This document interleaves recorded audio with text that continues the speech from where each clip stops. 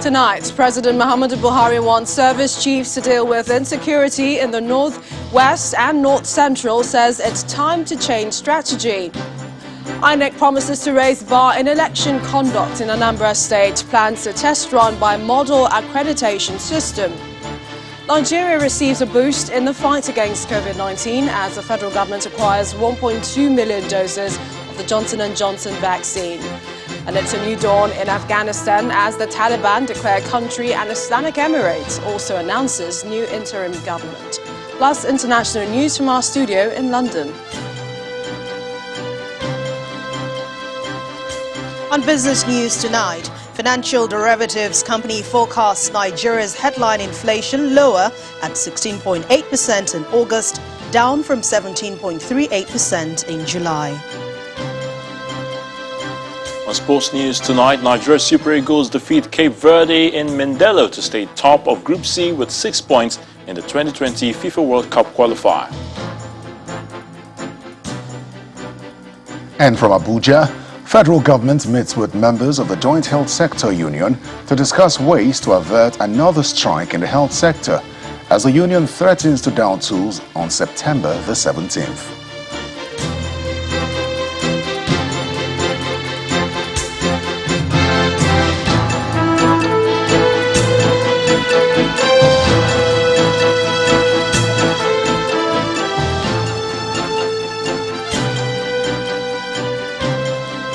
And national security again took priority today with the service chiefs at the presidential villa.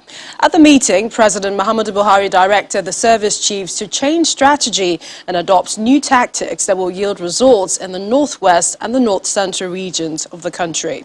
Our State House correspondent Gloria Mizuke reports that the deliberations lasted about 3 hours, where he reiterated the urgent need to deal with the bandits constituting nuisance and killing innocent citizens.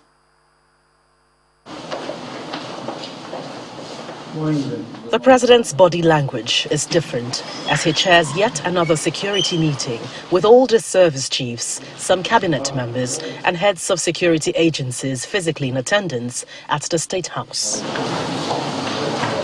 This time, he wants urgent answers to the protracted question on how to resolve the raging insecurity, particularly in the northwest and north central region.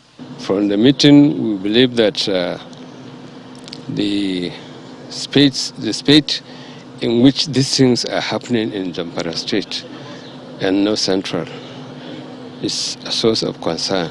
We discuss the need for urgency in our dealing with the bandits. We believe they are becoming a nuisance. They are killing people, they are doing what they like, they make careless statements, they say what they think they should say in order to solicit the kind of audience they want from the society. There have been mass surrendering of bandits, but also an asymmetrical pattern of killings and abductions that must end, according to the police chief. He has intelligence and information that school children and students are abducted, selective abductions and killings are done. This narrative must change. An additional batch of A-29 Super Tucano aircraft are expected next week, bringing the total number in the country to 12.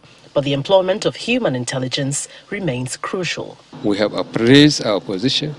We find that we are capable. We can do this thing, but we need the cooperation of every Nigerian. He directed us to find ways, tactics, and styles in which we can get out of this thing. And we assure him that we'll do our best to ensure the mission is successful. The narrative, the president insists, must change, and this is an explicit request made at this meeting, which is not an extraordinary one. Coming few weeks after the last one held in August, there are still desperate demands for an end to the security crisis. Perhaps further directives by the president will spur further action by the security chiefs in the coming days. From the presidential villa, Gloria Umezuke, Channels Television News. The president is not alone in his resolve in finding solutions to the insecurity challenges in the country. The Chief of Army Staff, Lieutenant General Farouk Yahya, is also assuring that the military will do its best to improve the security situation in the northwest.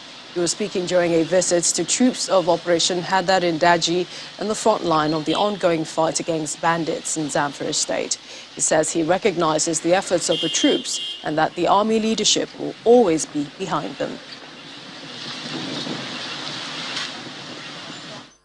Meanwhile, gunmen today abducted 2 male children of the Deputy Provost of Isa Keita College of Education, Dutsima, Katsina State, Dr. Ismail Adu Fintua.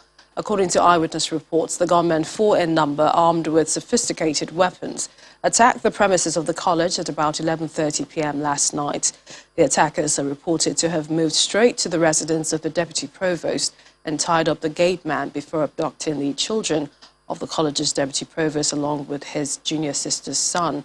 Police authorities in the state are yet to comment on the incident.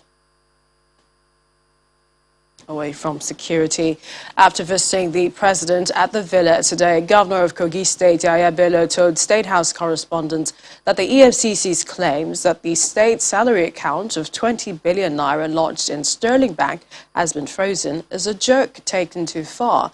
He maintains that there is no salary account frozen, neither is there 20 billion naira in any fixed account. None of our account was frozen or embargo placed on any of our account by EFCC at all. I think it's just a misrepresentation of facts or is a joke taken too far. From bank account to statement of account to payroll, all of the documents are all out there. That is transparency. I think I challenge Nigerians to challenge all of us governors to publish that same particular bailout fund utilization. And then you'll be able to join me whichever way. I want to believe that either the officials of EFCC may have misled the commission.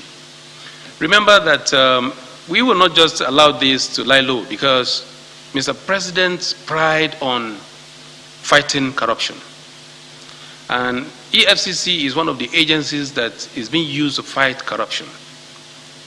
EFCC should not be seen to be on a voyage of no discovery.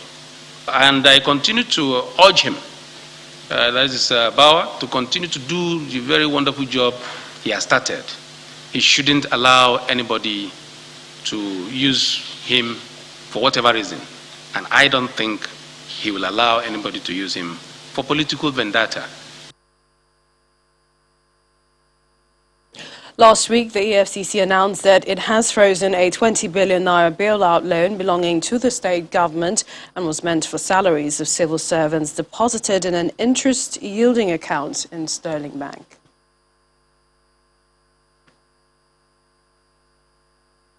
No electronic authentication, no voting. This is a warning from the chairman of the Independent National Electoral Commission, Professor Mahmoud Yakubu, speaking at a consultative meeting with civil society groups in Abuja today. The INEC boss explains that the commission will test run a new voters accreditation machine called by Model Voters Accreditation System, BVAS, in Delta and Anambra states. The electoral body will also be conducting a by-election for Isoko South Federal Constituency in Delta State on Saturday, September 11, 2021, as well as the November governorship election in Anambra State.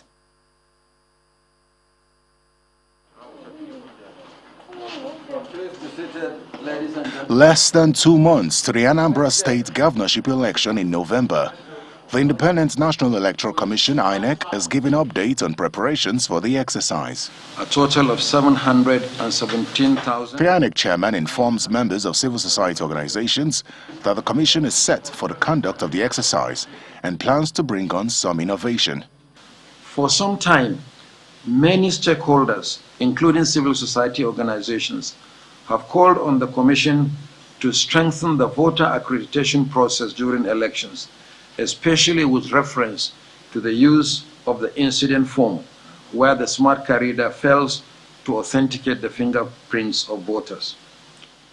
Over the last 1 year, we have reviewed the situation, and we think we have found the appropriate technology to address it. The functionality of the ZPad has now been integrated into the IVED, that's the INEC voter enrollment device currently used for voter registration.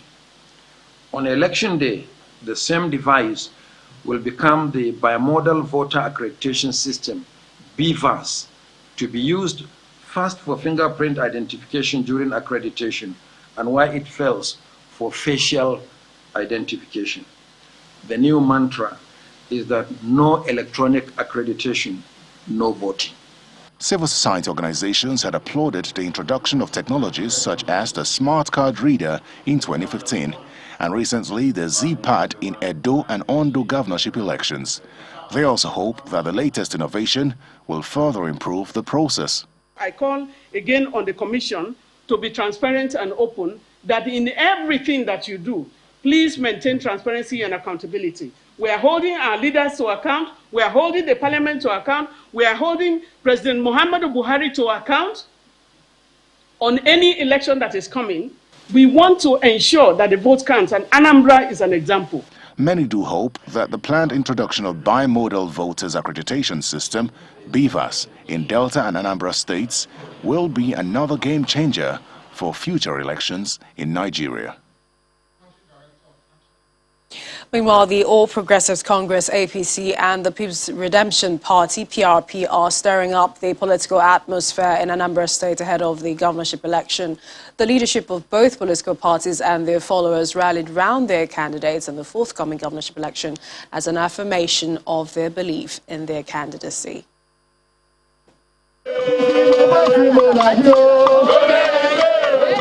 Hundreds of APC supporters in a boundary reception at the border between Enugu and Anambra State, chanting solidarity songs for the party's flag bearer in the November 6th governorship election in Anambra.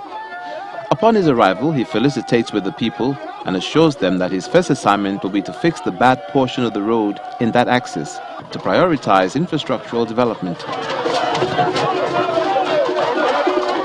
The day the president gave me the flag was the day Anambra was elected. Yeah. Everybody going to Agoka from now till November what? 6.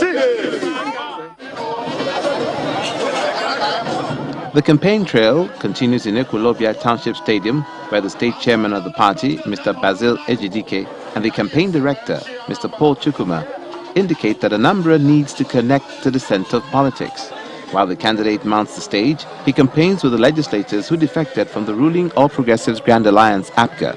The legislators declared their grievances for exiting the party. It's constitutionally allowed to defect when there is leadership crisis.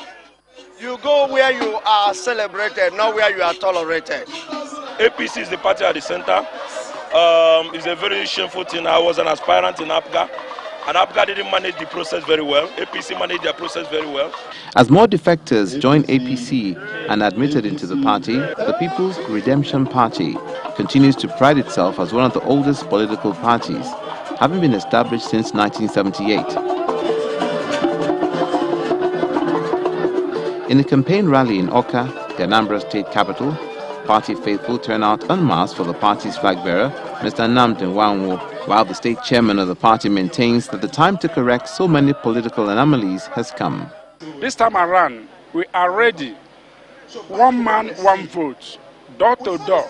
People have said they are going to support our candidates. Only 4 years is okay. I will turn Anambra like Dubai. I will make state Anambra to be best state in Nigeria. Only 4 years. I'm not talking of 8 years. I said only 4 years. As these political parties jostle for position and declare their priorities in the way of agriculture, education, security, infrastructural development, job creation, youth empowerment, and make promises to the electorate are expected to make wise and informed choices for posterity's sake.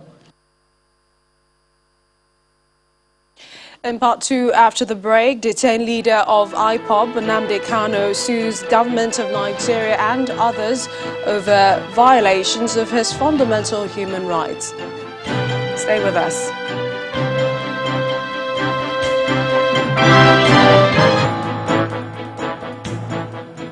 Welcome back. If you just joined us, you're watching the news at 10 live on Channels Television Lagos. A reminder of our top stories. President Buhari says it is time to change strategy, orders service chiefs to deal with insecurity in the Northwest and North Central. INEC puts plans in place to test run by model accreditation system, promises to raise the bar in election conduct in Anambra State. Nigeria acquires 1.2 million doses of Johnson & Johnson vaccines. Federal government says delivery is a boost in the fight against COVID-19. And the Taliban declare Afghanistan an Islamic Emirate to rule by Sharia law. Also announces new interim government.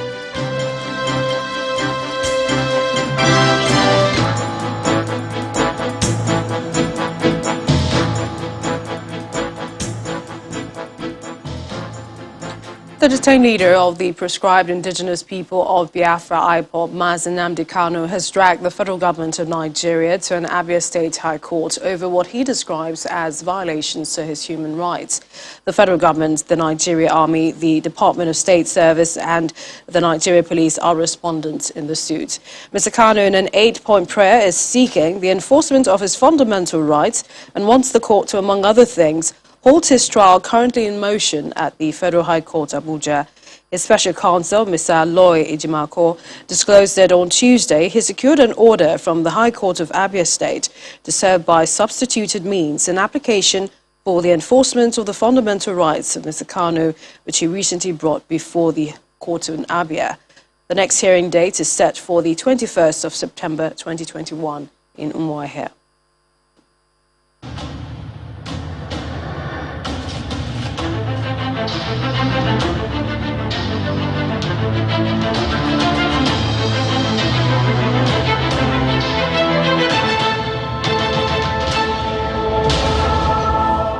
And the Lagos State Judicial Panel on Restitution for Victims of SARS-related abuses and other matters today listened to the testimony of ACP Oludotun Odubona, an Assistant Commissioner of Police in charge of operations at the State Police Command.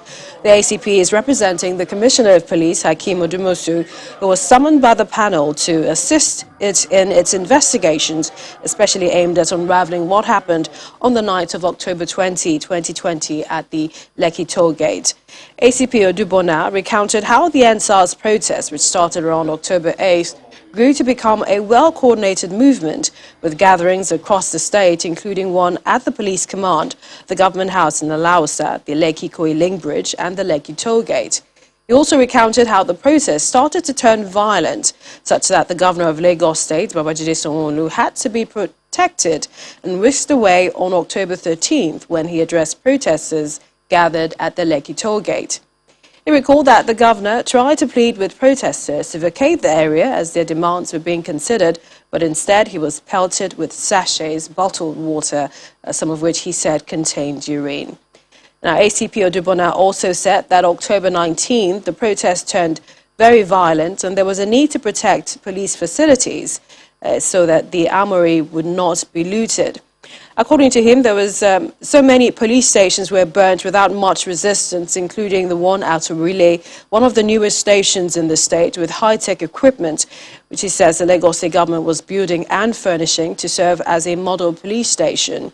ACP Odubona put the number of police casualties at the Orile station at 6, with claims that many more officers were maimed and injured, including the DPO of Orile Police Station, CSP Folasade Daniels, who he says is now permanently incapacitated owing to injuries she sustained during the attacks. He tendered evidence, a list containing the names of 109 police officers allegedly killed and wounded during the protests, as well as a list of stations burnt, vandalized and looted across the country. Is a police officer that is totally being mobbed. Just like I told you, he had a screwdriver in one of his eyes that is sticking out from his eyes. He's on the bridge on the island around Akpogbon area. You can see the National Theatre just ahead in front there. That's on the co-bridge. That's a senior police officer that was trying to calm them down. He was beaten, and later under the bridge there we found his corpse there. This is the Orile proper. You can see the mammoth crowd that besieged the station. just like I said in my testimony, that equipment, arms and ammunition were carted away, our police officers were killed and burnt. We can no longer recognize them. They were burnt beyond their recognition. So some of them were declared missing in action until about 7 years before we'll be able to say this person is actually dead.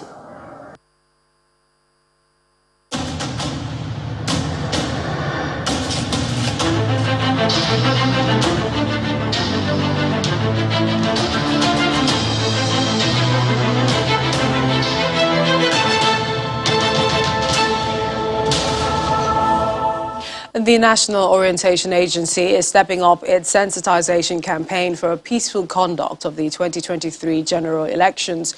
The Director General of the agency, Mr. Garba Barry, explains that the significance of the exercise is to promote peace and stability before and after the elections.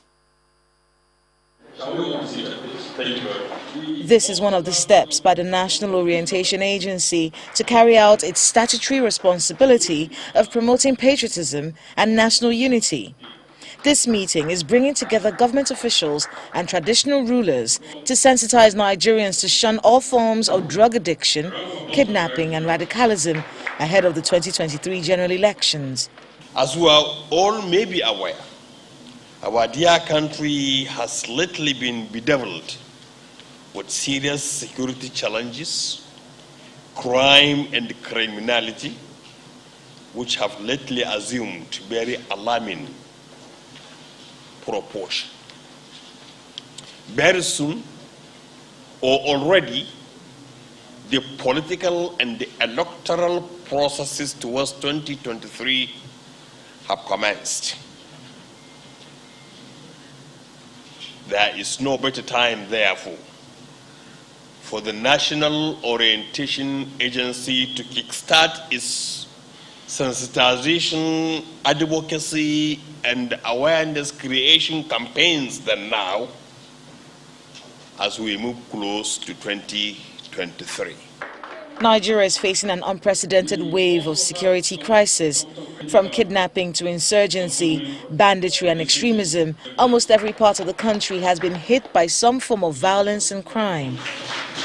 The agency sees the traditional institutions as a key partner in addressing these challenges. For us to be successful in fighting these vices and these criminal tendencies and actions, all hands must be on deck, just as has been mentioned a few minutes ago. It is the responsibility of all of us as parents, as leaders of our various organizations, traditional leaders, religious leaders, to see how we can synergize and address these issues very squarely.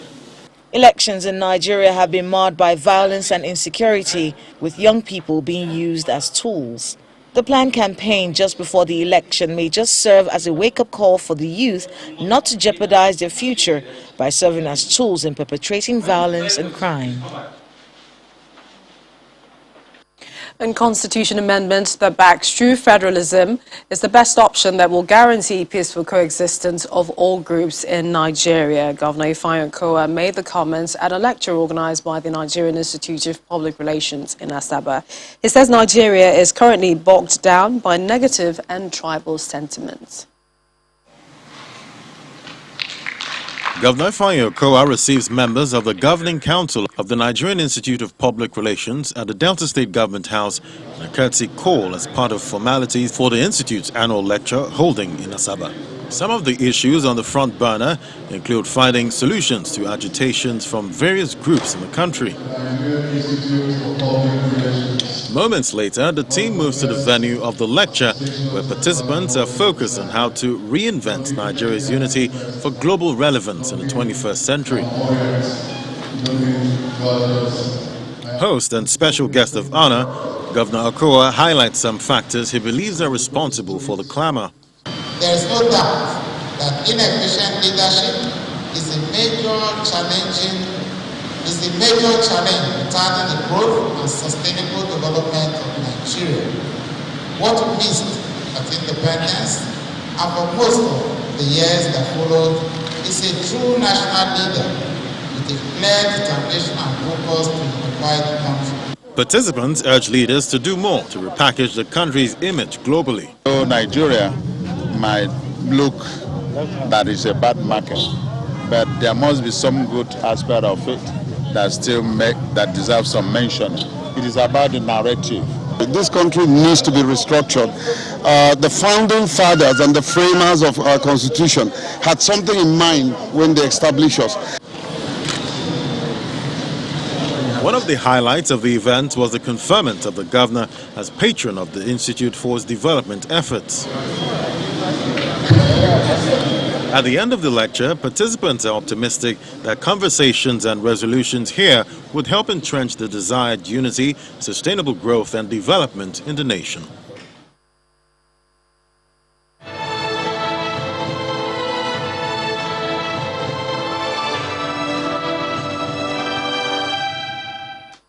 Nigeria has received about 1.2 million doses of the Johnson & Johnson COVID-19 vaccines. The vaccines, according to the Executive Director of the National Primary Healthcare Development Agency, was procured by the federal government through the AVAT platform, which is coordinated by the African Union. He also adds that the second phase of the vaccination exercise has commenced in all the 36 states of the Federation, including the FCT. This is the weekly briefing on the progress of the second phase of the COVID-19 vaccination exercise in the country by the National Primary Healthcare Development Agency.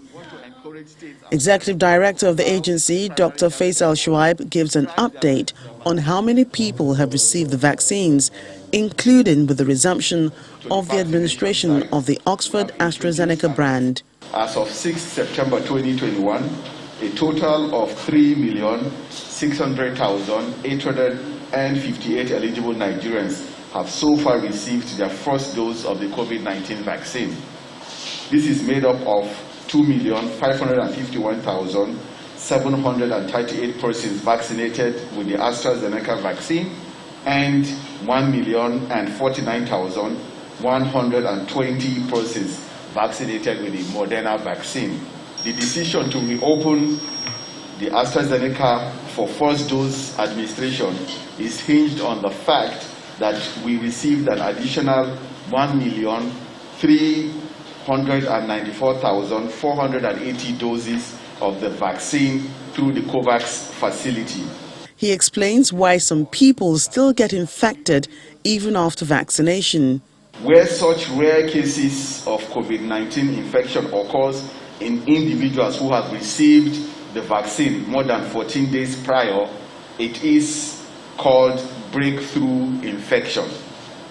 The observation is that in these individuals, the disease is usually milder than those who are unvaccinated. Vaccination prevents one from severe disease, hospitalization, and death. According to the World Health Organization, about 26 people die every hour in Africa during this third wave of the virus, while about 272 million doses are needed to meet about 10% of each country's needs. Today, at the global level, we still see shocking inequities in access to vaccines. More than 5 billion vaccines have now been administered globally, but almost 75% of them have been administered in just 10 countries. The steady rise in cases from the Delta variant in Nigeria over the past week is prompting health authorities to harp on the importance for eligible Nigerians to get vaccinated while adhering to all protective measures.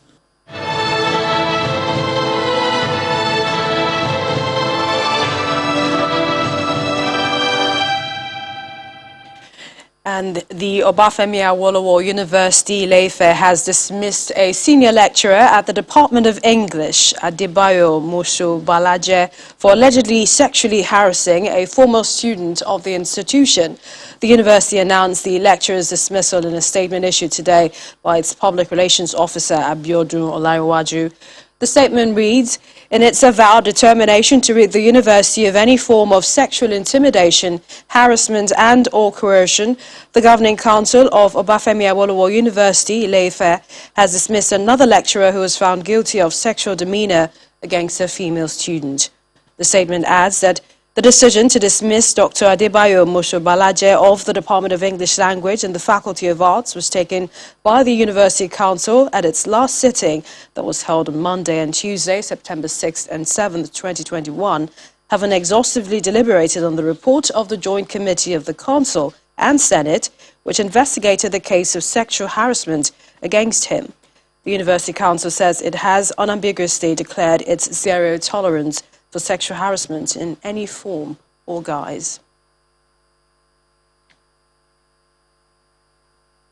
Still ahead on the news at 10, the federal government and the joint sector union discuss ways to avert another strike, and we understand the meeting is still ongoing.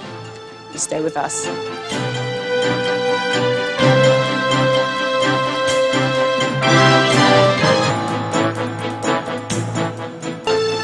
Let's go over to Abuja for some more stories. Here's Terry Kumi.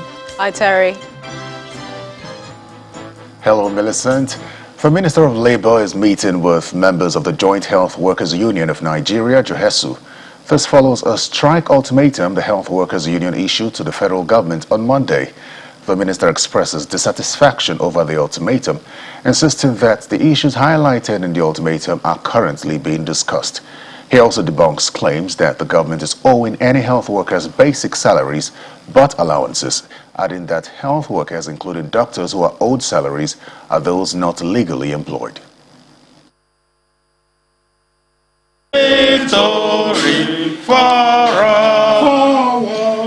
The two ministers of Labour are leading other government delegations at this emergency meeting with the leadership of the Joint Health Sector Union, JOHESU, to prevent an impending strike by the health workers.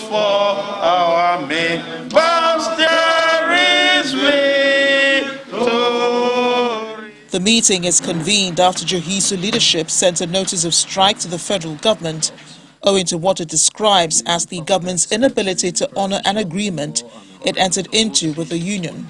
JOHESU members are asking the federal government to, among other matters, address the issues of consolidated health salary structure, increase retirement age for health workers, as well as pay with health salaries of members in Lagos University Teaching Hospital, Jos University Teaching Hospital, and Federal Medical Center, Owerri.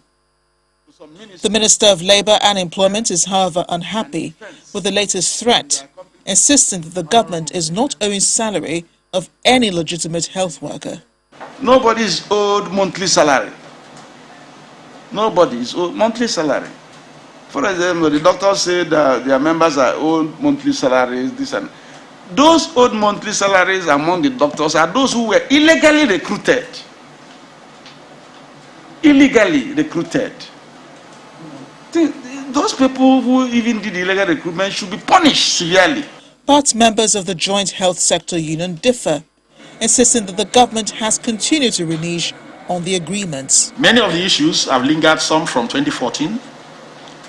And then the most vexing ones, like we had 16 issues that we entered into agreement 30th September 2017. And we thought within this period, at least even the 5 issues, even if not all the 16, would have been dealt with. But as we speak, none, not even one, has been dealt with. Meanwhile, some members of the government delegation appealed to the health workers to shelve the planned strike. Nigeria's health sector is currently in one of its worst situations, with resident doctors on strike for over a month, paralyzing services in government-owned hospitals across the country. Well, Channels TV is keeping tabs on that meeting, which is still ongoing. We'll bring you details of the outcome. 161 animal scientists have been inducted into the profession at the 10th Joint Annual Meeting of the Nigerian Institute of Animal Scientists and the Animal Science Association of Nigeria. At the event in Uyo, the Akwa Ibom State capital, the representative of the African Development Bank, Dr. Akinwumi Adeshino, while making his presentation, describes as unacceptable Africa's over-reliance on food imports, despite the continent's enormous potential. On his part, the president of the Nigerian Institute of Animal Science, Professor Baba Abubakar, challenges the new inductees to close the food production gap in the country to guarantee food security. Part of the highlight of the event was the induction into the Animal Science Hall of Fame of Professor Suleiman Boguru, amongst other awards. Commitment to be here personally. It's the 10th joint annual meeting of the Nigerian Institute of Animal Science and Animal Science Association of Nigeria as practitioners in the agricultural sector converge on Uyodi, Akwa Ibom State Capital. On the front burner is the issue of food security, which both the representative of the president of the African Development Bank and the president of the institute perceive as an anomaly, as they challenge professionals to deploy their expertise in bridging the gap. Our production is about 600,000 metric tons, leaving a supply gap of about 700 metric tons. Your call to the institute today is therefore a call to join the workforce in the profession so as to help lift our people out of poverty and eradicate protein undernutrition. The idea of producing massively in the farms and shipping them in raw form without adding value must stop. That is what they call mental slavery and entrepreneurial slavery, because it's half-baked. You do the most tedious work and the one that is lighter. You ship it abroad, shipping employment abroad, shipping economic growth abroad, shipping inclusive growth abroad. That must stop. A renowned professor of animal science, Professor Suleiman Bogoro, who is a pioneer inductee into the Animal Sciences Hall of Fame, stresses the need to pay attention to the livestock subsector. You will repeat after me. 161 newly registered animal scientists are then inducted into the institute as part of the day's activities. The governor of Akwa Ibom State, Udomi Manuel, represented by the permanent secretary of the Ministry of Agriculture, highlights some of government's contribution to support the sector. He's a friend to animal science members. Because of this, he has given 760,000 capacity hatchery at Mbiaya Odwan. He has also given ultra-modern abattoir here in Oyo. The event also featured presentation of awards to prominent individuals for their contributions to the development of agriculture in the country. The Nigerian incentive-based risk-sharing system for agricultural lending, NERSAL, has guaranteed 50% bank loans to 2 agriculture-focused companies to boost poultry and cocoa production. Speaking after a tour of the Gbagolo poultry farm in Akwabuyo local government area of Cross River State, the managing director of NERSAL, Aliyu Abdullah Hamid, explained that NERSAL has chosen to bear the risk for farmers to be able to access loans from banks and boost the Nigerian economy. The company had guaranteed to United Bank for Africa and Sterling Bank's loan to Gbagolo Farm Limited and Towaj Nigeria Limited. It's a gathering of financial and agricultural experts, and the focus is to suggest ways of moving the Nigeria's economy to a greater height.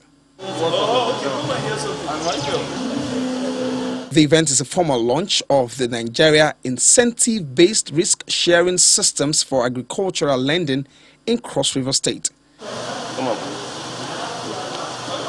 NASIL is a non-bank institution wholly owned by the CBN, designed to indirectly create a stronger market for the many farmers who supply their produce and share agribusiness risk along with participating banks such as the UBA and Sterling Bank. The managing director of NASIL explains more on the role of the company.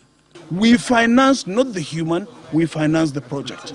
So with this now, so far, when we put out the advert last year, even during COVID, we got nearly 3,000 potential geo-cooperatives formed. A typical geo-cooperative is 250 hectares.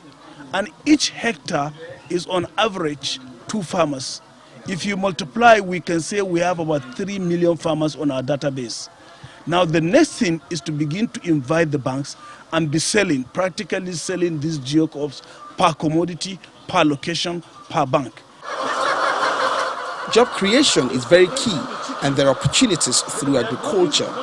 Just as we pick Bagolo in small and today is big, every other beneficiaries, every other potential or existing come to us. We look at your proposal together, we will guide you, and NISAL is also there. Once we say we are good, you will get it right.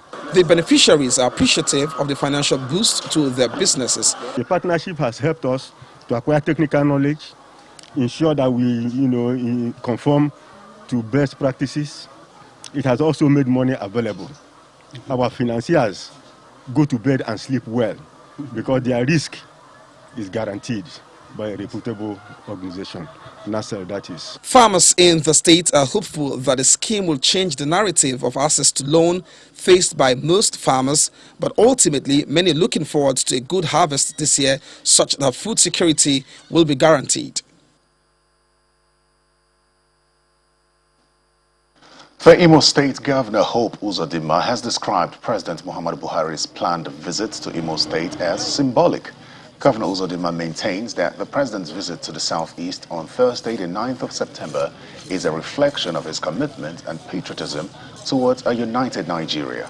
Speaking to newsmen during an inspection tour of projects President Buhari is expected to commission in Owerri, the Imo State capital, Governor Uzodinma says the multi-million naira projects were carried out within his first year in office.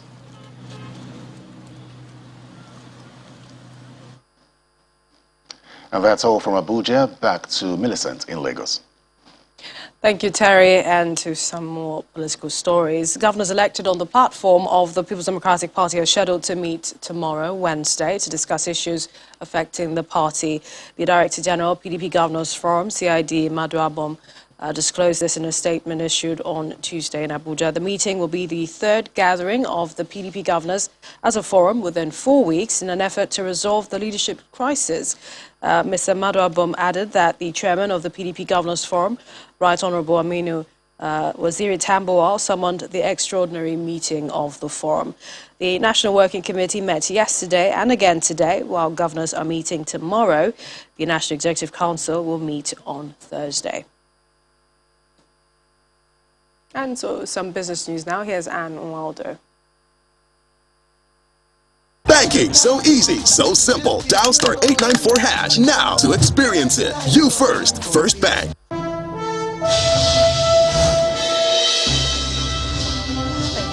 Let's begin with the advisory and research firm Financial Derivatives rating the economy 16.8%. It expects the forecast for Nigeria's headline inflation numbers to hit that figure. The latest forecast by FDC, which represents a 0.58% drop from 17.89% lower inflation rate recorded in July, and will mark the 5th consecutive month decline this year.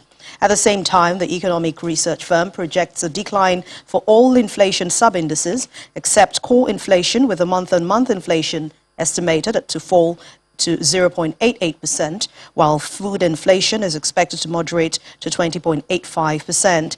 Meanwhile, the National Bureau of Statistics is expected to release the country's official inflation report on September the 15th.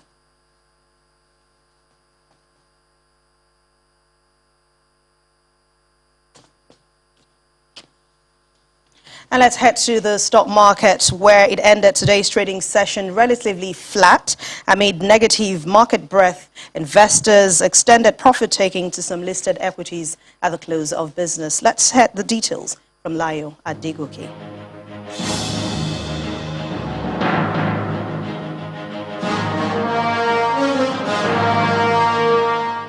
Thank you for joining us for the stock market report.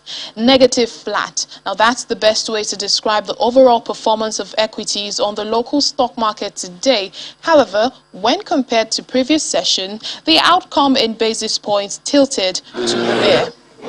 Well, there you have it. That slight growl signifies that the market lost just 1 billion naira in value, which pushed the equities capitalization a bit lower from its previous level at 20.450 trillion naira, while the main index is still within the 39,000 points. However, stocks performance on the sectoral indicator shows that the profit taking affected the banking and the insurance counter of listed equities, while the consumer goods and the oil and gas sector closed in the green.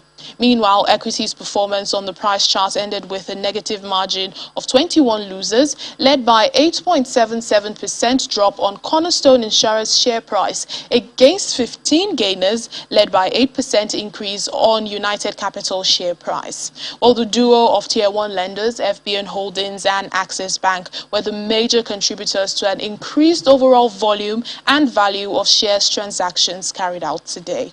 That's it on the stock market report. I'm Layo Adegoke. And that's Business News tonight. Thank you for watching. I'm Anne Nwawado. It's back to you, Millicent. Thank you, Anne. The Taliban have announced an interim government devoid of women with an excuse it is an incomplete government operating in acting capacity. They hope to announce more appointments in the coming days. Among high-profile members is Mullah Mohammed Hassan Hakond, an associate of the movement's late founder, Mullah Omar, who leads the government as acting prime minister, and Taliban co-founder Abdul Ghani Baradar as deputy leader. Simon Pusey has more in this situation on the country and other international stories. Good evening and welcome to the Channel Studios here in London with your international news around the world in 5. The Taliban have fired shots to disperse the crowd at a large protest in the Afghan capital Kabul. Video footage from the scene shows people running to safety while heavy gunfire can be heard in the background. Hundreds of protesters took to the streets to demand women's rights and denounce Taliban rule. Meanwhile, the World Health Organization has warned that hundreds of medical facilities in Afghanistan are at risk of imminent closure because donors who provide the financing are not allowed to deal with the new Taliban government. Guinea's main opposition leader has welcomed Sunday's ousting of the president, calling it an opportunity for a new beginning for the country. Sello Dalien Diallo said the army had made a historic act that completes the fight started by pro-democracy groups.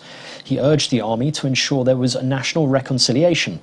The ousted president was initially elected in 2010 in the country's first democratic transfer of power. Despite overseeing some economic progress, he has since been accused of presiding over numerous human rights abuses and harassment of his critics. The Canadian Prime Minister Justin Trudeau has been hit by gravel thrown by protesters during a campaign stop. He was returning to his bus after visiting a brewery when he was struck by small stones. He was not injured. Mr. Trudeau called a snap election in mid-August in the hope of gaining a majority government for his left-of-centre Liberal Party, but his campaign has been disrupted by demonstrations against COVID-19 vaccine mandates and other restrictions. Tropical storm Konson has made landfall in the central Philippines. Konson, with winds packing 93 miles per hour, made its first landfall on the eastern province of Samar and is forecast to slowly weaken as it moves northwest while traversing the Philippines Islands. The country's National Weather Agency warned of heavy to intense rains, along with the possibility of flooding and landslides in parts of the central Philippines in the next 24 hours.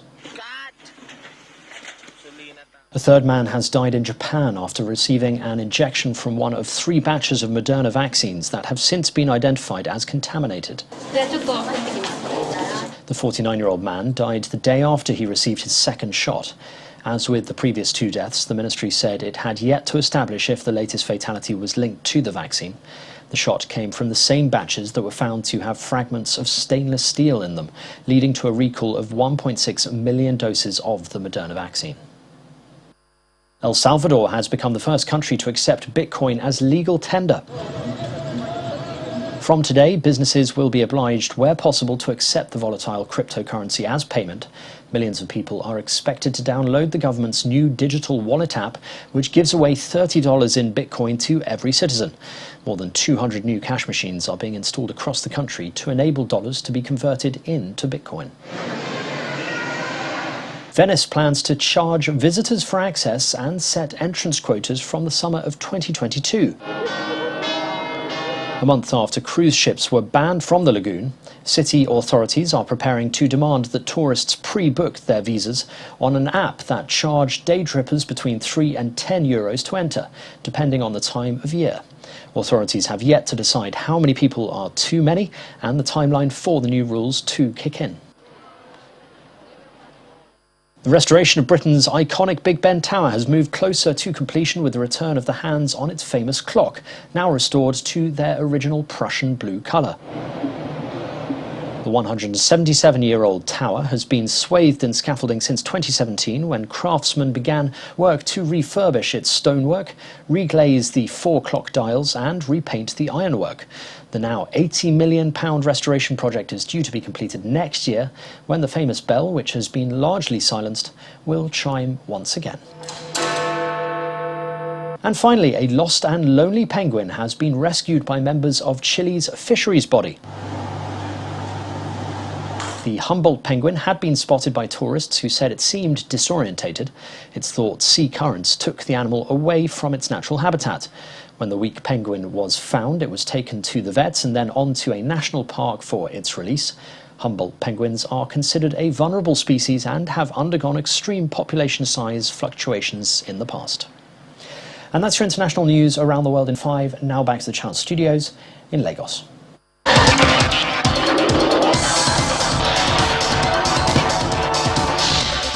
Time now for some sports news. Three-time African champions, the Super Eagles of Nigeria, beat Cape Verde 2-1 in the 2022 FIFA World Cup qualifying series in Mindelo to stay top of Group C.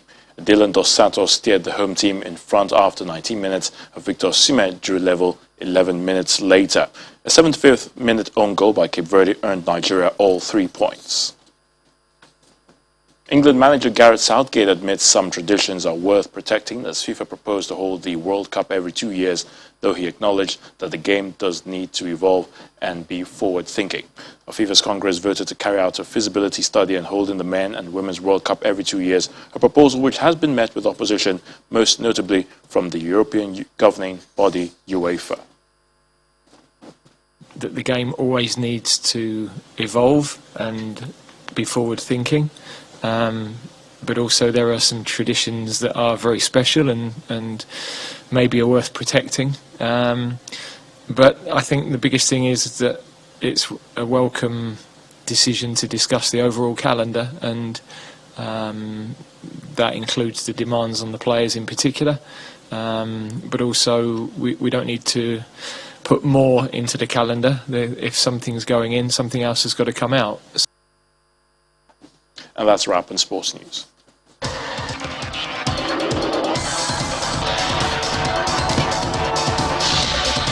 Thank you, Atunde. And the main news again. President Buhari said today it's time to change strategy, ordered service chiefs to deal with insecurity in the northwest and north central. Also today, INEC has put plans in place to test run by model accreditation system, promised to raise the bar in election conduct in Anambra state. And Nigeria acquired 1.2 million doses of Johnson & Johnson vaccines. Federal government said delivery is a boost in the fight against COVID-19. And the Taliban declared Afghanistan an Islamic Emirate to rule by Sharia law, also announced a new interim government. That's news at 10 tonight. Thank you for watching. Millicent Walker, have a good night. Stay safe.